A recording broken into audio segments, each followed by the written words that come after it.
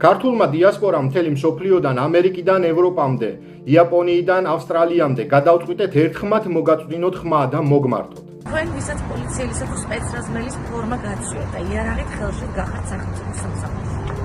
ჩვენ შორს ვართ ფიზიკურად, მაგრამ ახლოს გულით და სულით. დღეს, როცა ჩვენი ხალხი ქუჩაში გამოდის სამშობლოს დასაცავად. ჩვენ საზღვარგარეთ მცხოვრები ქართველები მოგმართავთ და გთხოვთ. ნუ აღმართავ ხელს შენს ხალხზე, ჩვენ ერთიერი ვართ.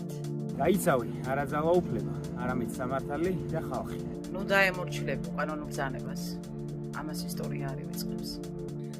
შენ ფიციდად საქართველოს კონსტიტუციის და არა ერთი ადამიანის რეჟიმის წინაშე. შენ გაქვს არჩევანი და ეს არჩევანი ახლა წყვეტს ქვეყნის მომავალს.